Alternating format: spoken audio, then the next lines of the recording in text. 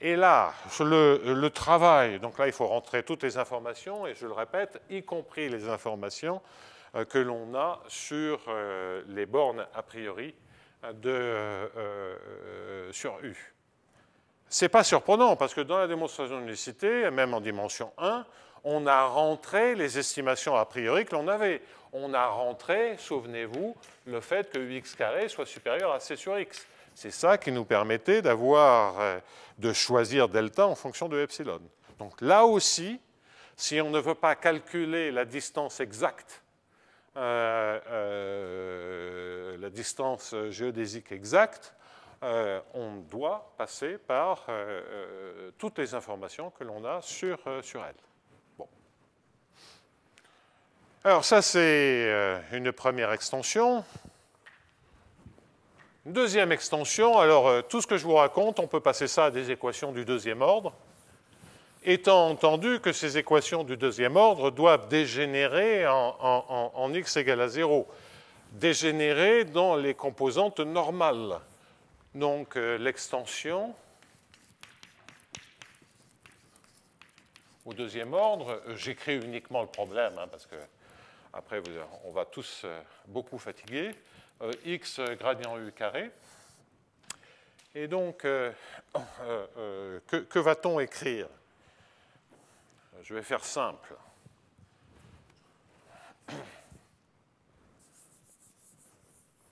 Donc, le prototype, l'exemple de coefficient du deuxième ordre, pour que l'on voit bien, et puis une fois qu'on a compris ceci, ça va être quelque chose comme ceci. Moins x2 uxx. Alors évidemment, je vais mettre un terme de corrélation x fois sigma de y u de uxy. Donc vous voyez, dégénérescence double sur la dérivée seconde en x, dégénérescence comme si c'était un terme du premier ordre. Rho, c'est effectivement un coefficient de corrélation entre le x et le x', décidément. Sigma étant une fonction régulière. C'est juste un exemple.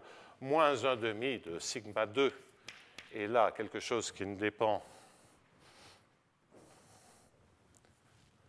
x', u, x', x'.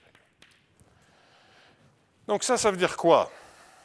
Si sigma est non nul, ça veut dire que lorsque on se restreint au bord, c'est-à-dire en x égale à 0, ça disparaît, ça disparaît, mais ça veut dire qu'il reste de la diffusion tangentielle. Okay? Et donc, l'extension au deuxième ordre plus un hamiltonien général,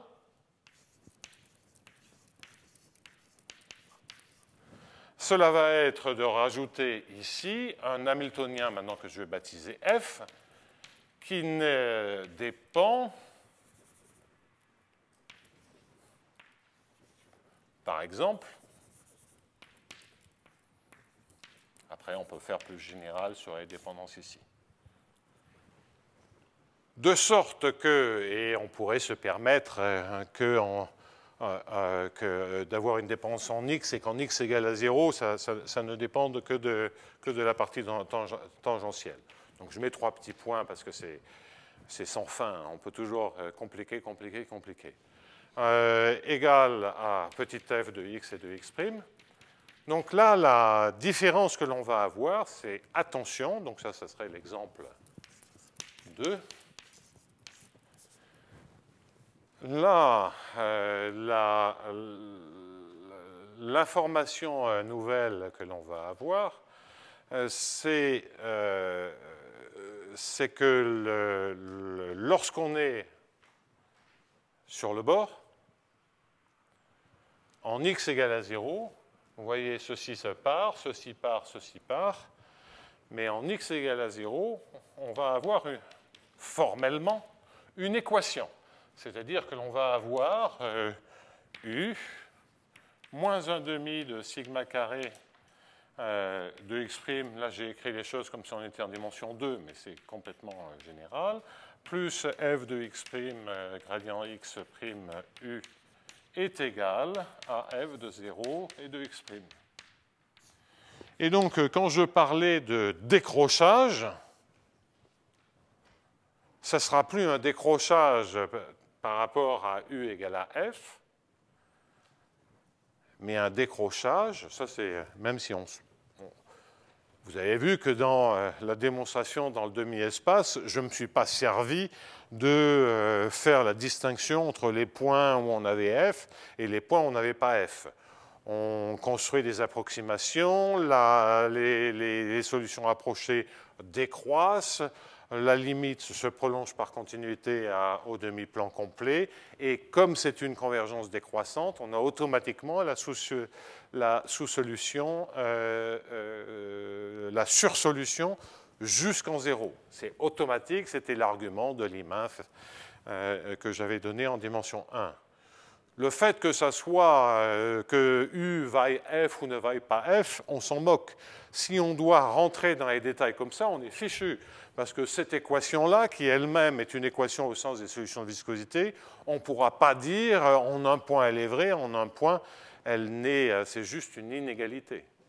Donc ce que l'on doit simplement garder en tête, c'est qu'au lieu d'avoir simplement U égale F sur le bord, on a maintenant une équation sur l'hyperplan tangent, qui est la trace sur l'hyperplan tangent de l'équation de départ, et que cette équation, elle est vraie si l'hamiltonien était à croissance au plus linéaire. Comme j'ai pris un carré ou quelque chose de surlinéaire, on peut la perdre. D'accord? Souvenez-vous, j'avais donné une proposition générale qui dit sur le bord, on a automatiquement, on garde, lorsque l'hamiltonien est à croissance au plus linéaire en termes d'unicité, en termes de conditions d'unicité, eh bien, on garde automatiquement une équation sur le bord.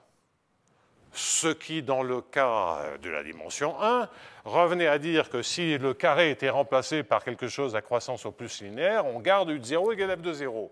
En général, on a une équation. J'ai fait la démonstration, j'ai fait la proposition avec juste un F, et j'aurais pu rajouter des termes d'ordre 2, ça ne change rigoureusement rien à la démonstration. C'est exactement la même démonstration.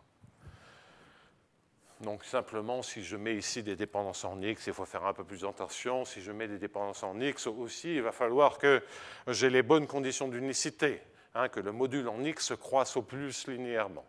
Donc, énormément de variantes techniques, mais le point qui est important, ce n'est pas ces variantes techniques, c'est le fait que c'est plus simplement une condition aux limites, c'est une équation limite. Et que cette équation, si l'hamiltonien était, je répète, à croissance au plus linéaire, il n'y aurait pas de souci, elle serait vérifiée, ce qui caractérise la valeur au bord. Si on avait cette équation, ça c'est une équation pour laquelle il y a une unique solution de viscosité. Donc on connaîtrait exactement la valeur au bord. Le fait que j'ai un hamiltonien qui croisse plus vite fait que je ne vais pas avoir l'équation partout, éventuellement même nulle part. Je vais avoir une inégalité, parce que l'aspect sous-solution, ça marche toujours parce que le carré est positif, on va dire ça comme ça, oui, le carré est supérieur à quelque chose à croissance au plus linéaire, à savoir 0. Donc, je vais avoir sous-solution, mais il est possible que je perde l'équation en un certain nombre de points, comme je perdais auparavant la condition aux limites. Et lorsque je perds l'équation, à nouveau, singularité, le x gradient u carré doit tendre vers quelque chose de positif, formellement. Donc, à nouveau, la singularité générique. À nouveau, tous les soucis de démonstration que nous avons vus. Mais le fait que j'ai une équation où simplement u égale f au bord, ou u qui voudrait être égal à f au bord, ça ne change rien. Techniquement, on s'en est nulle part servi. Et d'une certaine manière, de cette équation, on ne s'en sert jamais. Simplement, ça permet de comprendre ce qui se passe. Enfin, la dernière extension, et j'arrêterai là, c'est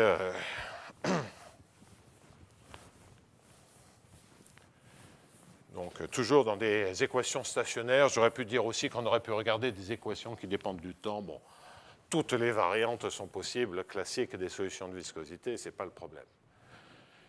Mais ça serait de dire la chose suivante. Ça serait de dire, je vais noter grand X égale X, X', Ça sera plus simple. Donc je vais noter h de grand X et de gradient U. Et ça, c'est le gradient total. Je vais mettre plus f de x et de gradient U. Et je peux rajouter un terme du deuxième ordre, comme là-bas, mais bon. Ce n'est pas fondamental. Je pourrais mettre un x dans le sigma qui est ici.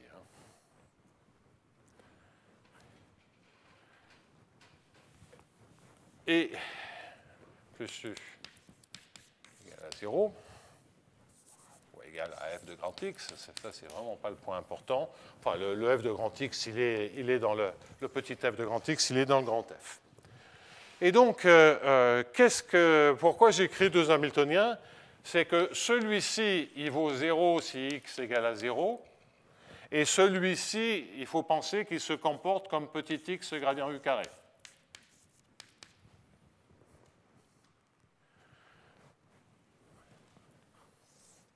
Tandis que celui-ci, c'est un bon Hamiltonien pour l'unicité.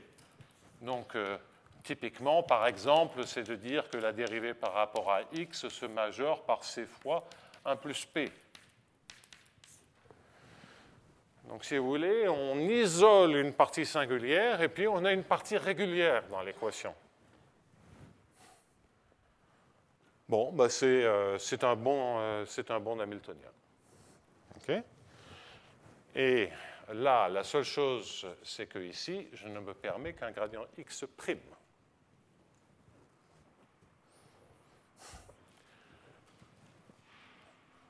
Donc, c'est simplement de rajouter ici le x. Donc, pour le f, on a la bonne condition pour l'unicité des solutions de viscosité. Et pour le h, eh bien maintenant, on va penser changement de variable. Ce changement de variable, c'est dire quoi? C'est de dire que je vais prendre h et on va faire comme tout à l'heure. Le x, je remplace par z2. Le x', j'y touche pas. Le p, je le divise par z. Et le p', je n'y touche pas. Donc ça, c'est la partie du gradient tangentiel, ça, c'est la coordonnée tangentielle, et en x, je désingularise. Et c'est de demander à ce que ceci soit un bon Hamiltonien pour l'unicité.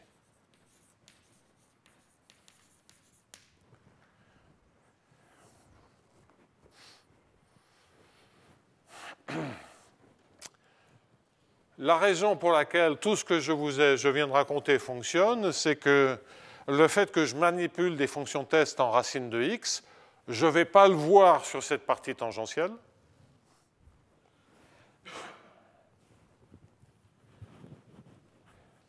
Okay. Si j'avais un gradient de x ici, ça serait très dangereux. Si j'avais une dérivée sur dx, parce que les racines carrées me créeraient un terme singulier dans le changement de variable, mais là, j'en ai pas. Donc, dans la partie régulière, bien que je fasse des changements de variables, et c'est sur la partie singulière, celle qui s'annule en x égale à 0, c'est sur cette partie-là que je dois désingulariser, entre guillemets, et mettre les hypothèses qui sont ici. Donc ça, c'est la structure la plus générale que l'on puisse avoir dans des extensions en dimension 2. Le domaine demi-espace, un domaine courbe, tout ça, c'est la même chose. Alors, dans un domaine courbe, c'est un peu plus inélégant parce qu'on est quand même obligé de séparer les variables normales et les variables tangentielles. Donc, ça se passe exactement comme si c'était un demi-espace, mais c'est beaucoup plus lourd à écrire.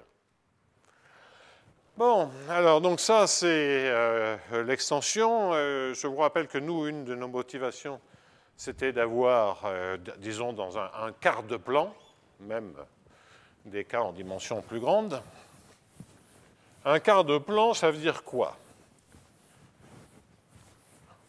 Donc, deuxième extension.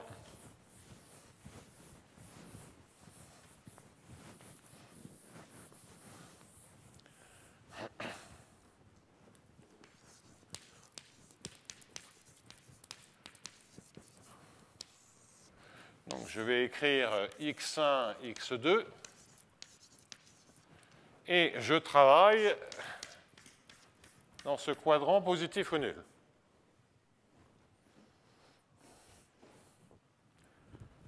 Quelle équation? Alors en fait, ce qui est naturel d'avoir, c'est d'avoir x1 fois un certain Hamiltonien, plus x2 fois un certain Hamiltonien, plus u égale f.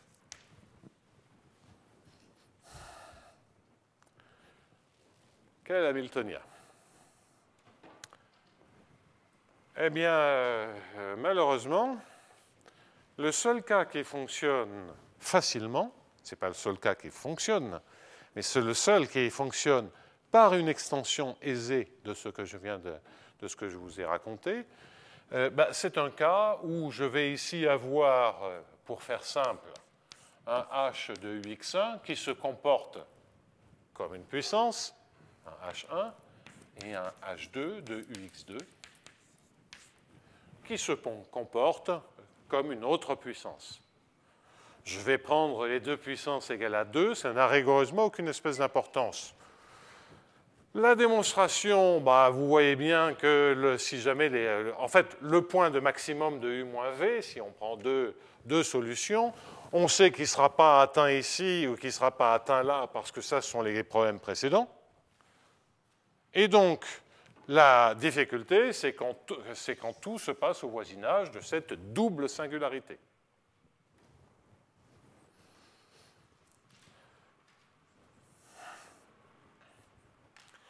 Alors, cette double singularité n'est pas très gênante parce qu'on est à variables séparées. Et donc, à nouveau, si on pensait en termes de métriques, il suffit d'ajouter les deux métriques. Et donc, les fonctions test, et je n'en dis pas plus,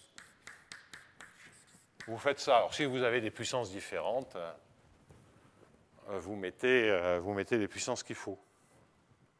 Ça se sépare. Et donc, le fait que la frontière est un coin ici, c'est pas grave. En revanche, si vous mettez du x2 dans l'un des deux Hamiltoniens, par exemple celui-ci, donc je prends ça, mais évidemment je pourrais mettre du x1 dans le deuxième. Mais déjà, même si vous faites ça, eh bien, la démonstration ne va plus marcher. Elle ne va plus marcher parce que lorsque vous faites un changement de variable en racine de x2, vous allez créer ici un terme singulier qui est compensé par rien du tout. Ça ne marche pas. Donc, extension OK, pas OK.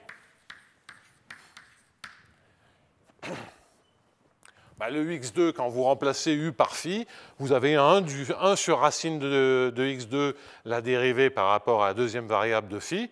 Le 1 sur racine de x2, il vous crée une singularité qui est compensée par rien dehors. Donc, ce que ça veut dire, c'est que ça, ce n'est pas la bonne expression quand les Hamiltoniens mélangent les dérivés, ce n'est plus la bonne ou un bon approximant du problème de calcul des variations qui est sous-jacent. Je ne veux pas trop parler de métrique de calcul des variations parce que tous les Hamiltoniens que je regarde sont convexes uniquement à l'infini. Ils sont convexes à l'infini parce qu'ils se comportent comme un carré à l'infini. Mais il n'y a pas de convexité. Donc de toute façon, le problème métrique, il ne marcherait, ou le problème de calcul des variations, il ne marcherait que dans le cas d'un Hamiltonien convexe. Donc ce n'est pas le bon point de vue. Néanmoins, dans un cas plus compliqué comme ceci, là, je serais obligé, si j'avais un temps infini et et si j'avais fait tout ce que je voulais faire cette année, on serait allé vers ça. Je serais obligé de prendre un H convexe, je vous en dirai un peu plus, et de regarder le problème de calcul des variations de manière relativement simple. J'expliquerai ce que sont les difficultés tout à l'heure. Donc là, attention. à variables séparées, pas de souci. Des situations où f explose au bord, OK. Je n'en ai pas parlé dans ce cours-là, mais je vous ai indiqué comment on pouvait, par quel genre de technique on pouvait regarder des choses comme ceci. Mais des trucs qui se comportent de manière quadratique, qui dépendent de tout le gradient devant le x1 et devant le x2, non. Ce que je vous ai raconté, ça ne marche pas. Et ça peut être quadratique, comme c'est en dimension 2, hein, peut être en dimension plus grande, mais comme c'est en dimension 2, deux trucs quadratiques qui ne sont pas nécessairement égaux. C'est deux fonctions quadratiques. Hein. En dimension 1, les fonctions quadratiques sont assez limitées. Bien. Donc, ça, c'est... en fait, ça peut être géré, mais pas comme je voulais... pas aussi simplement, entre guillemets, que ce que j'ai fait jusqu'à présent. Alors, si vous rajoutez les termes du second ordre. Alors, pour mémoire, le modèle le plus général pour les industries minières qu'on ait regardé avec Yves, j'ai oublié de citer aussi José Schenkman, il y a deux économistes, Pierre-Noël Giraud et José Schenkman, Yves Ajou et bien sûr l'inévitable Jean-Michel Lasserie. Ces modèles d'industrie minière, si on regarde le cas le plus général, c'est un cas en dimension 2, on a commencé par des cas en dimension 1, c'est du x1 et du x2, et ce sont des Hamiltoniens qui mélangent toutes les dérivées, c'est-à-dire le pire. Donc là, je n'ai pas atteint totalement cet objectif. Ce sont des modèles où, en revanche, les fonctions quadratiques sont un peu plus simples. Donc, il y a un petit espoir de réfléchir un peu autrement. Et puis, bien sûr, il y a des termes du deuxième ordre qui dégénèrent en x1 et en x2, mais ça, on n'est plus à ça près. Bon, alors, c'est vrai que numériquement, entre une situation comme celle-ci ou une situation comme celle-là, lorsqu'on sait comment gérer le bord en gardant ces idées-là, on ne voit pas la différence. On ne voit pas la différence, mais Yves me dit quand même, il y a des trucs où je ne suis pas tout à fait sûr, des simulations qui sont faites en dimension 2. Bon, ça, dans le séminaire, quand les choses seront bien mieux comprises, l'un d'entre nous s'y collera pour exposer, peut-être d'ailleurs Yves va faire un exposé assez bientôt là-dessus. Bien. Donc, je mets ça de côté. Et je vais passer à un deuxième type de modèle multidimensionnel, toujours dans un cas de demi-espace, et qui est au fond un peu inspiré, qui vient un peu de ceci. C'est qu'on a une équation à l'intérieur, et puis au bord, on a une trace qui est éventuellement une autre équation. On va forcer le trait. C'est-à-dire qu'on va prendre une équation à l'intérieur, elle ne va pas dégénérer au bord, et on va vouloir que sur le bord, il y ait une deuxième équation. Alors, je vais essayer d'expliquer pourquoi on veut cela. Alors, ça se rapproche des problèmes dits de jonction dans les réseaux, où on a effectivement des équations d'Hamilton-Jacobi, ou dans le contrôle optimal de réseau, on va avoir des Hamiltoniens qui se rejoignent à un certain point, qui sont différents. Donc, c'est les études de Bressan, et puis beaucoup plus récemment, il y a tous les gens que j'avais cités, et notamment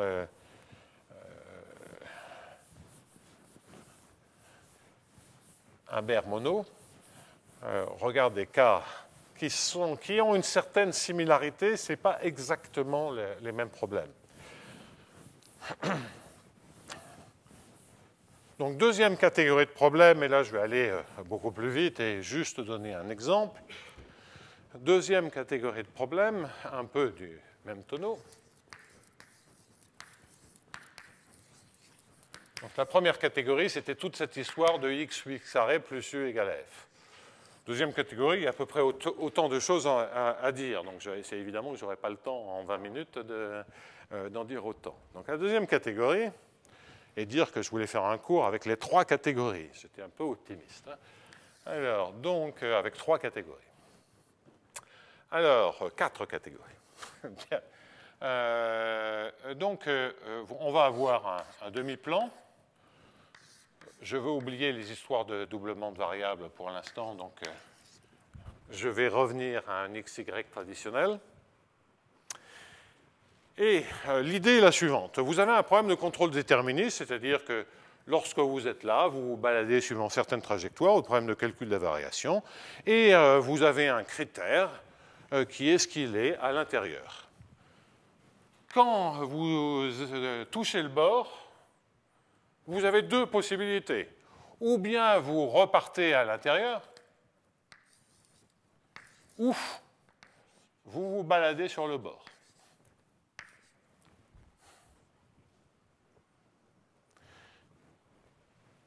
Donc, comment définir ce problème de contrôle optimal? Vous pouvez le définir avec des constants par morceau, avec des contrôles constants par morceau, étant entendu que la partition temporelle est escalée, pour éviter les problèmes techniques.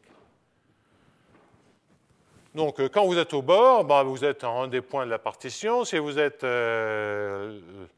donc, dans cette partition, il faut mettre les temps d'atteinte du bord. Et là, vous avez le choix entre un contrôle vraiment rentrant, ou bien de dire que pendant un certain temps, je reste sur le bord. Et les contrôles ne sont pas forcément les mêmes, les coûts ne sont pas forcément les mêmes, et vous cherchez le minimum de toutes ces stratégies dans lesquelles vous avez un choix, mais un choix uniquement au bord. Okay? Donc, c'est de dire qu'à l'intérieur, la programmation dynamique va s'appliquer, parce qu'en petit temps, on ne voit pas le bord. Donc, vous aurez une équation à l'intérieur qui est un U plus H, et je vais faire des choses très simples. Un gradient U égale un F en XY. Je vais supposer que le H1 tend vers l'infini à l'infini. Par exemple, la croissance au plus linéaire, mais ça n'a rigoureusement aucune espèce d'importance.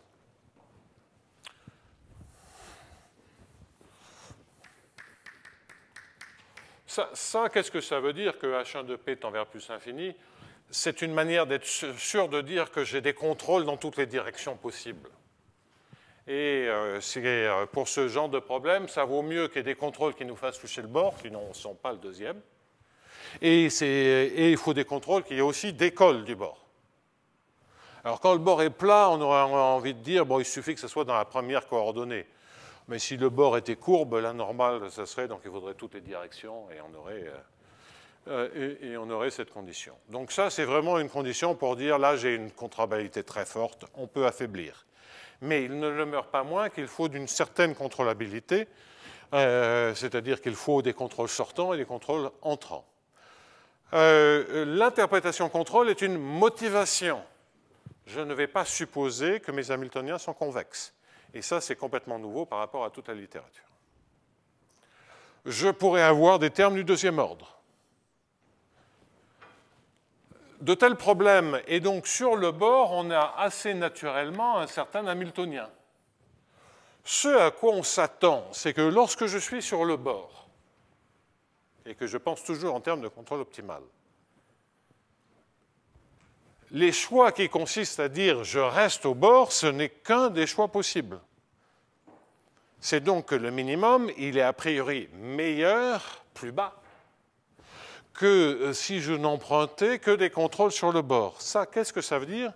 C'est qu'on s'attend, entre guillemets, on s'attend à ce qu'en x égale à 0, on n'ait que u plus h2 de gradient u soit égal à un certain g, qui bien entendu ne dépend que de y. Et là, c'est juste un du sur dy.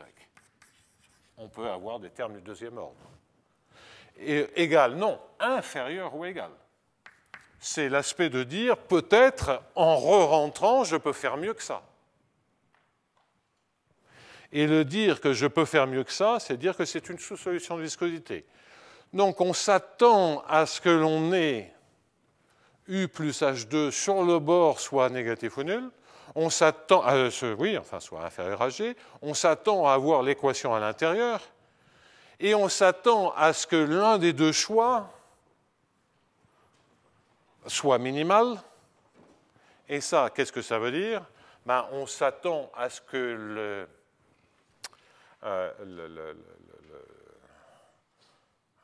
d'une certaine manière, il y ait quand même toujours sur le bord un des deux qui soit nul. Comment formuler ça? On y reviendra dans un instant. On aurait envie de dire que là où c'est strictement négatif, U plus H1 doit être égal à F. Là où c'est strictement négatif, formellement, on s'attend à ce que U plus H2, si U plus H2 est inférieur strictement à G en un certain Y0, alors en ce point-là, on s'attend à U plus H1 est égal à F en 0, Y0.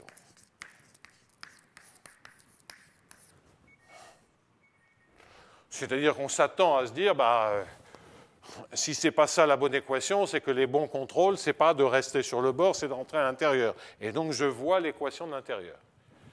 Alors ça, c'est des problèmes, des équations qui ne ressemblent à rien. Vous voyez, vous avez une équation à l'intérieur, y compris du deuxième ordre. Vous avez une équation sur le bord, y compris du deuxième ordre, et il y a ce choix entre les deux. Je ne vais pas supposer que les H1 et les H2 sont convexes, donc je ne peux pas me servir du contrôle optimal. En revanche, je vais supposer que H1 et H2 sont coercifs. Donc je vais aussi supposer que H2 tend vers l'infini et à l'infini. Et ça, c'est la seule chose dont on ait besoin. On n'a pas besoin de la convexité, mais d'une certaine manière, le fait que les Hamiltoniens soient croissants va casser la symétrie sur sous-solution dont on a besoin pour analyser le problème. Donc on s'attend à ces conditions aux limites un peu étranges et il serait grand temps que je vous dise mais pourquoi on s'intéresse à ça? Alors j'ai déjà signalé toutes ces histoires d'équations stratifiées liées au réseau, énormément de travaux là-dessus. Moi je suis retombé dessus avec des Hamiltoniens convexes, mais des termes du second ordre, ce qui annule à peu près toute la littérature qui ne sait pas gérer dans les problèmes de jonction des termes du second ordre, par exemple tangentiels, si vous voulez faire simple, mais il peut y avoir des termes tangentiels et des termes transverses, mais s'ils sont transverses, ils doivent s'annuler, la partie transverse doit s'annuler. Vous explorez la littérature et les démonstrations sont très déterministes. Elles ne marchent plus du tout. La convexité non plus n'est pas fondamentale. Mais le problème qui m'a été posé toujours par un autre de mes économistes favoris, à savoir le jeune, à force de dire le jeune, il ne va plus être si jeune que ça au bout d'un certain temps, Benjamin Moll, qui regarde ces problèmes c'est lié d'une certaine manière à la perception que l'on a des différents temps. Donc c'est aller au-delà de l'agent strictement rationnel, aller au-delà d'un comportement intertemporel qui soit d'une certaine manière constant dans le temps. Et c'est de dire qu'en fait, il y a deux horizons. Il y a un premier horizon qui est l'horizon à long terme, que l'on va évaluer avec une influence décroissante, hors des questions de développement durable, avec, avec un taux d'amortissement ou un taux de préférence intertemporelle. C'est que grosso modo, ce qui va se passer dans 1000 ans, on s'en tape. Ce qui se passera dans 100 ans, ce n'est pas déjà très important. Ce qui se passera dans 10 ans, on commence à y réfléchir, et ainsi de suite. Donc ça, c'est exactement ce qui est toujours fait. Et c'est bien pour ça que je précise hors développement durable, où on pourrait même se poser des questions de taux négatifs. C'est-à-dire que le futur a presque plus d'importance que l'instant présent.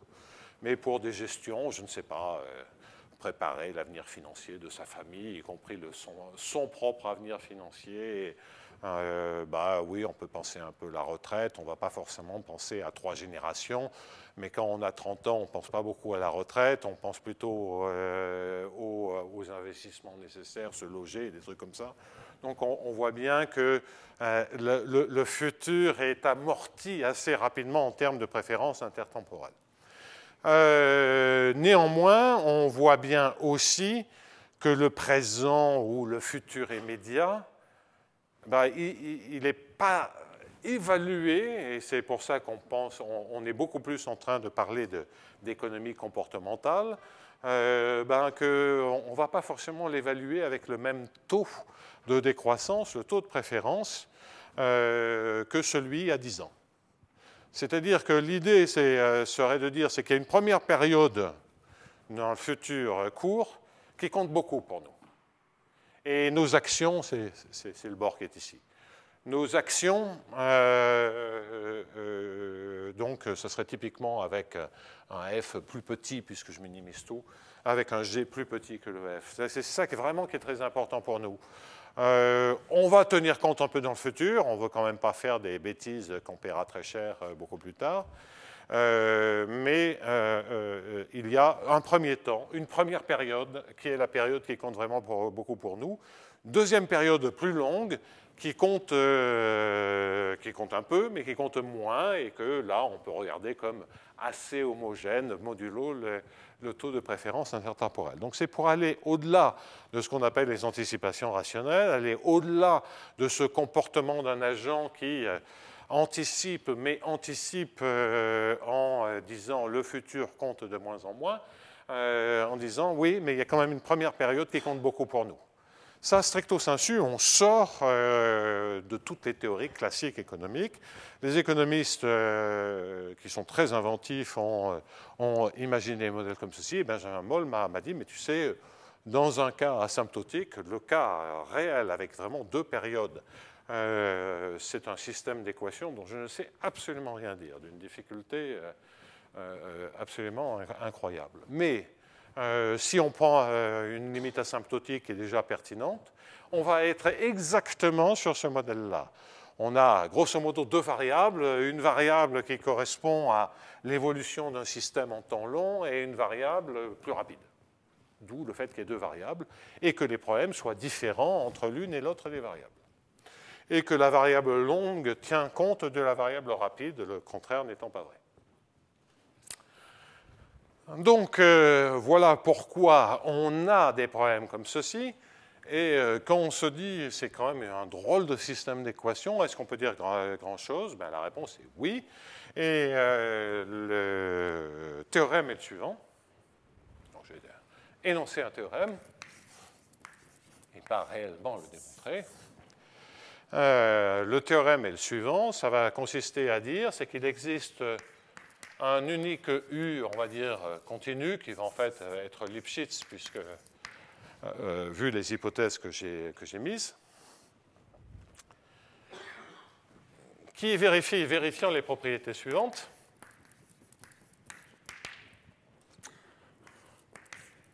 La restriction au bord, le U de 0 de Y, est sous solution. Ça, c'est dans l'ensemble Y égale à 0. Donc ça, c'est dans la. Si vous avez plusieurs variables, ça serait dans l'hyperplomb tangent. C'est sous solution de l'équation, ça c'est l'intuition du contrôle optimal, U plus H2, je ne réécris pas ce qu'il y a à l'intérieur du H2, inférieur à G. 2. U est solution pour X positif de U plus H1 égale à F. Et la dernière information que je dois dire, c'est sur solution de quoi et dans quel ensemble. Donc, c'est que U, en X égale à 0, U est sur solution dans l'ensemble x positif ou nul, c'est-à-dire que c'est un point de minimum par rapport à xy, sur solution, et je regarde ce qui se passe, eh bien, de minimum de u plus h1 égale à f moins f, u, je suis en train de... Oui, c'est sur solution. U plus H2, U plus H2 moins G égale à 0.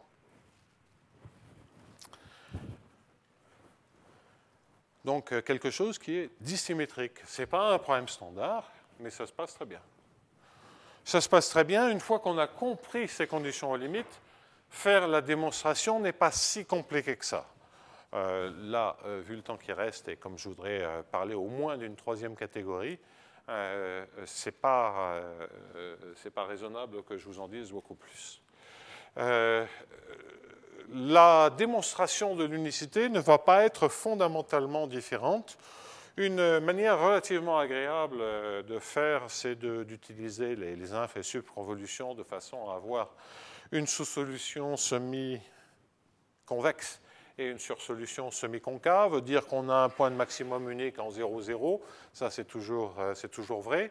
Et regardez si U plus H2 est strictement négatif, strictement positif, pour U, pour V, et éliminer l'équation tangentielle comme ceci. Et ensuite, lorsqu'on est au voisinage d'un point où on ne voit pas, grosso modo, l'idée, c'est, je devrais expliquer ça autrement, c'est que ou bien lorsqu'on est en 0, 0, localement, ce sont les équations tangentielles qui comptent, et dans ce cas, on peut faire l'unicité sur le bord, ou bien on loupe les équations tangentielles, mais si on loupe les équations tangentielles, vous voyez que le minimum, ça devient U plus H1 moins F, et que ce minimum de U plus H1 moins F, ça devient simplement une sursolution comme les contraintes d'état. Donc en fait, ce qui va se passer, c'est que lorsqu'on loupe l'équation sur le bord en un point du bord, le comportement local, c'est de n'utiliser que des contrôles rentrants. Utiliser des contrôles rentrants, c'est les contraintes d'état. Et donc on branche à ce moment-là la condition d'unicité, la démonstration d'unicité des contraintes d'état. Bon, c'est un peu compliqué. Si c'était si simple que ça, les gens l'auraient fait. Et je vous le répète, ce n'était pas connu pour des Hamiltoniens convexes. Alors ça, c'est la partie unicité. Une difficulté là-dedans, c'est aussi la partie existence. Donc la partie existence, pour des problèmes voisins, Guy Barle et ses collaborateurs se sont beaucoup servis de formules de contrôle optimal déterministe. On regarde le problème de contrôle optimal, on démontre si possible que c'est continu, et on vérifie par la programmation dynamique que ça vérifie les bonnes conditions. Comme ce n'est pas convexe, je ne peux pas me servir de contrôle optimal. Ça, c'est l'utilité de regarder un cas plus général, c'est que ça vous force à trouver des démonstrations agréables. Eh bien, ce qui marche très bien, c'est la méthode de Perron. Donc la méthode de Perron, pour ce problème-là, consiste simplement à dire je vais prendre l'élément maximum, et ce n'est pas un élément maximal parce que si je prends deux sous-solutions, le max de deux sous-solutions est une sous-solution, c'est de prendre le maximum de V de x pour tous les V qui sont sous-solution. Qu'est-ce que ça veut dire être sous-solution? Bien, ça veut dire que U plus H1 est inférieur ou égal à F au sens de viscosité, hein, pour X positif, et que U plus H2 est inférieur ou égal à G pour X égale à 0. Eh bien ça, automatiquement, ça va vérifier. Tout à coup, j'ai un trouble avec le min. Est-ce que je n'ai pas écrit des bêtises? On va le vérifier. C'est peut-être le max qu'il faut écrire là. On va vérifier ça tout de suite, parce que je commence à fatiguer.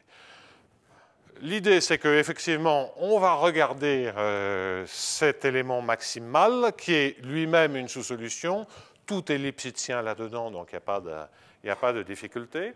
Donc déjà, l'aspect sous-solution va être vrai. Donc évidemment, c'est le max qui est le max qui est positif ou nul. C'est ça la... Pardonnez-moi.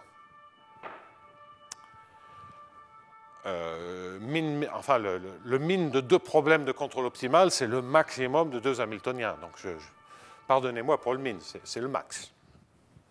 Puis ça vaut mieux parce que si on a des solutions C1, la première ligne, c'est de dire que U plus H2 est inférieur à G, si jamais c'est différenciable en un point, et il vaut mieux que ça soit compatible avec ce qu'on écrit là.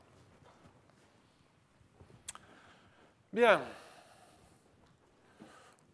Le maximum peut encore rester égal à 0 si le deuxième terme a le bon goût des strictement négatifs. Et donc, ça correspond bien à ce que je disais tout à l'heure, c'est que si jamais je loupe l'équation sur le bord, ça veut dire ça strictement négatif, j'ai sur le bord sursolution pour le problème avec H1, et ça, c'est la définition des solutions de viscosité avec contrainte d'état.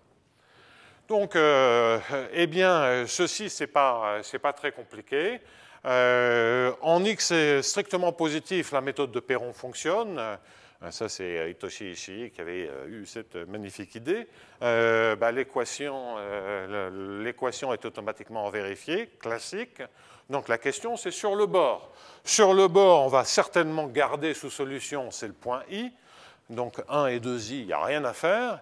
Et l'observation, c'est que la fin de la démonstration de Hitoshi Ishii, qui consiste à dire sur solution, là, ça va marcher pareil. Parce que imaginez que ceci ne soit pas vrai, eh bien, on va pouvoir faire exactement la même démonstration. On dit il y a un point de minimum en 0 de U moins phi. Ce point de minimum, ce phi, donc on a un signe strict, bien, c'est-à-dire strictement, ceci n'est pas vrai, ça veut dire que ce max est strictement négatif, ça veut dire que les deux sont strictement négatifs, et on peut rajouter une petite fonction C infini à support compact strictement positif, gardant ces deux informations négatives ou nulles, on va augmenter la sous-solution, on aura une contradiction. Donc la méthode de Perron, là je vous l'ai faite oralement en 30 secondes parce que je manque de temps, mais fonctionne parfaitement pour un problème aussi tordu que ça.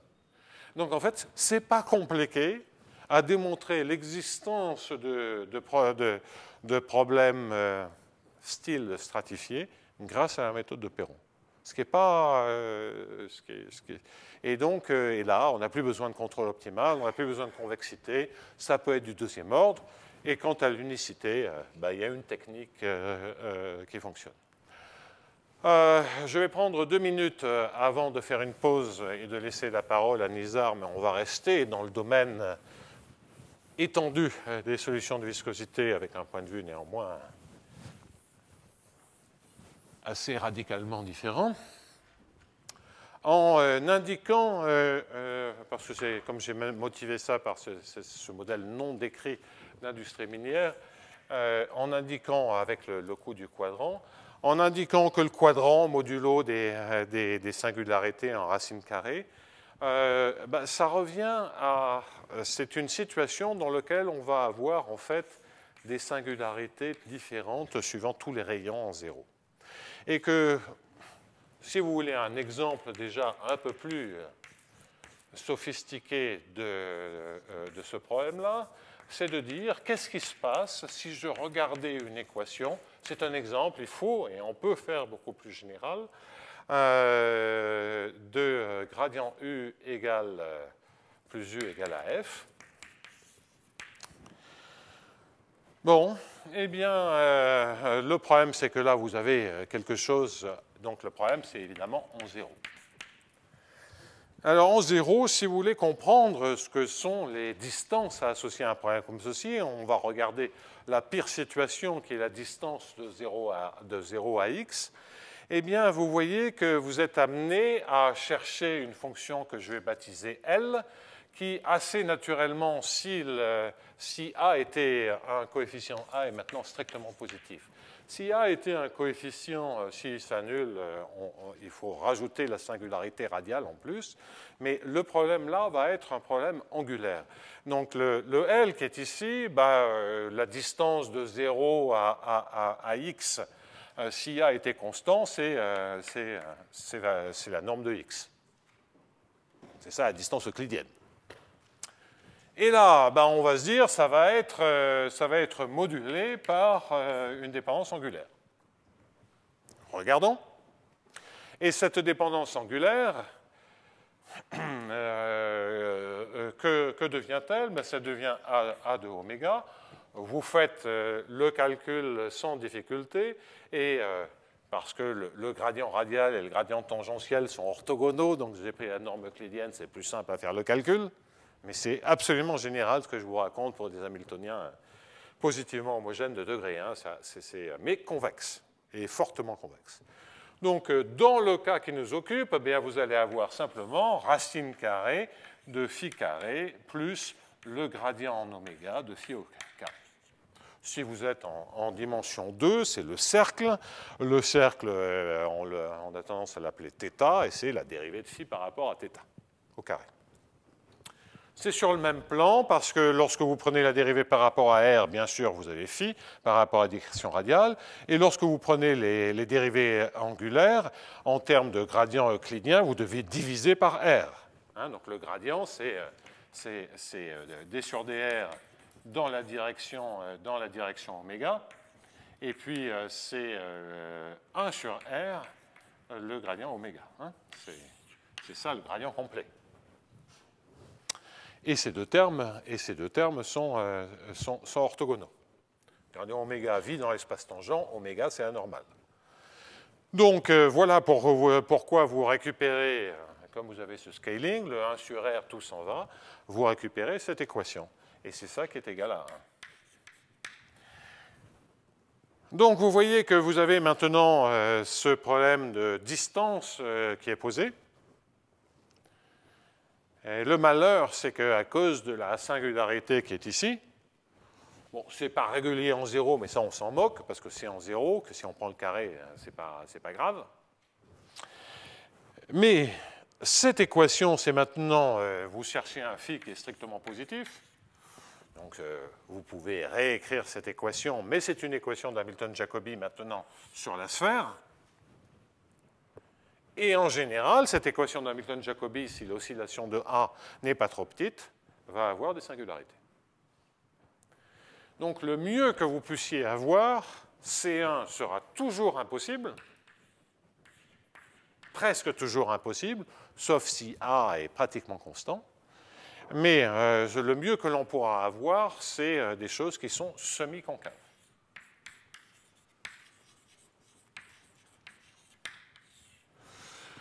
Bon, ça c'est la distance vis-à-vis de 0. Ça pose beaucoup de questions. C'est est-ce qu'on peut se permettre d'étendre les fonctions test de C1 à semi-concave? Et la réponse sera oui, pourvu qu'elle vérifie un certain nombre d'autres propriétés.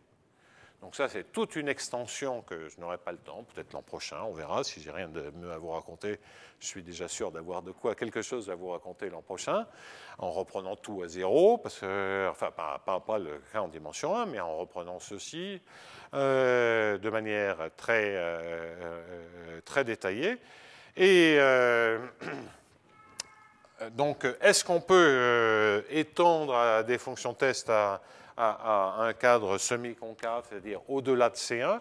Et la deuxième question, c'est que, bon, là c'est bien gentil, on a fait un calcul explicite avec Lx égale à 0. Mais quid des autres points? Hein, et la difficulté étant que vous voulez aller de 0 à x, ok, vous chopez la singularité. Si vous voulez aller de x à y, bon, il y a peut-être peu de chances de passer par 0 si y est pas loin de x. Mais si x est de ce côté-là et y, ils sont tout près l'un de l'autre, et de l'autre côté, il y a quand même un risque de passer par 0. Donc la singularité, on va aussi la retrouver ailleurs. Et est-ce qu'elle sera toujours semi-concave? La suite au prochain numéro, nous verrons peut-être ça l'année prochaine. Sur ce, je crois qu'on en a assez vu cette année avec tout un tas d'extensions de la théorie classique des solutions de viscosité. Et ça, malheureusement, c'est nécessaire dans le problème d'industrie minière en toute généralité. Donc ça, au fond, je ne suis pas mécontent de ne pas avoir à le faire dès maintenant. il me faudra reprendre quelques courages, probablement vous aussi, avant d'aborder cela, peut-être l'an prochain.